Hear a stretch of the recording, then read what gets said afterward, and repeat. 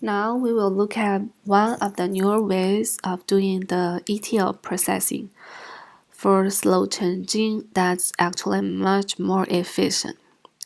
This is the SQL merge command, so let's get to it. We will still use the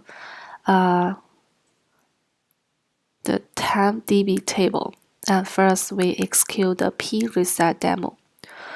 We just set up two tables and insert rows into customers table, but nothing in dim customer tables. I'm going to be using the merge into commands.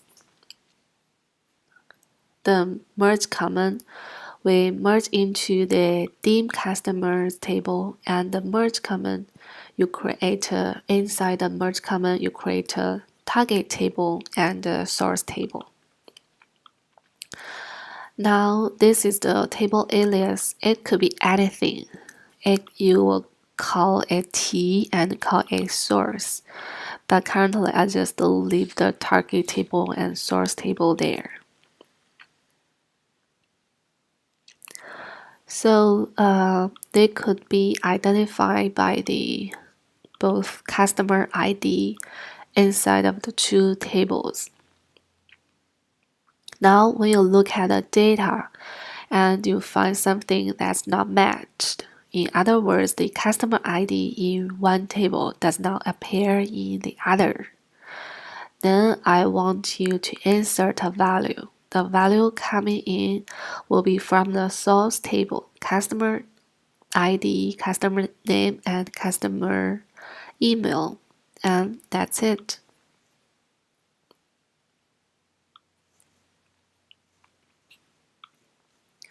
Now let's run it and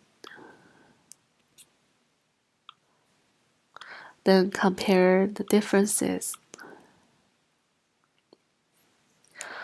Note that in some of the newer SQL commands, you must have a semicolon, but for example, if you don't have it, it might have an issue, so include it. Then running this code synchronizes it immediately. That's great. So we can see that it's very simple to copy the add the information from one table into another. Then what we're gonna do is the updates. Firstly, we update the customers table as before, and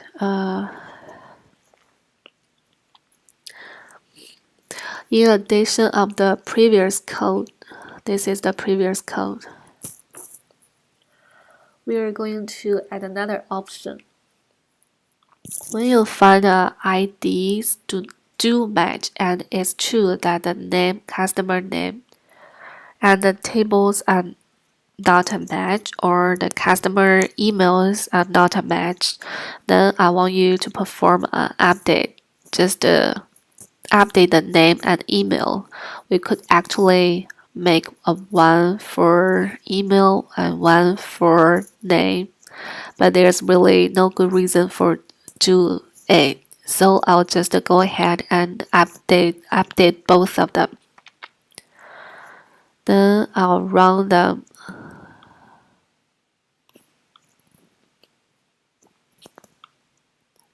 Now they're synchronized.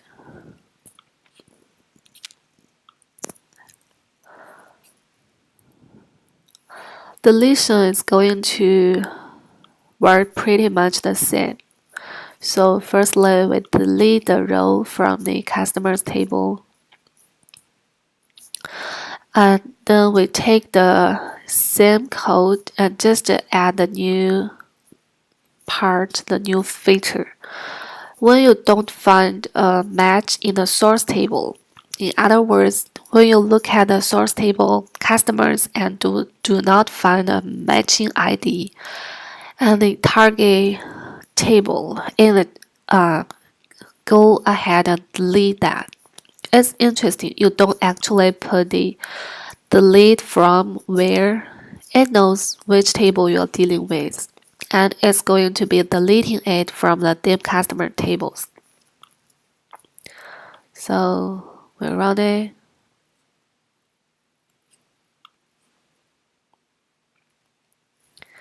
And let's compare the differences. There are ways to go through, and instead of just using this option, we could go through and do an update like we did to change the flags as you saw in the previous video.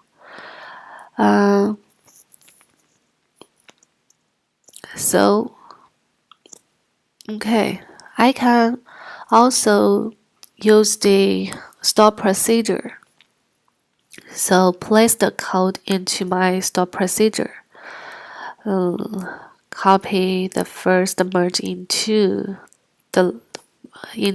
our begin try and end try section. And we can just execute it.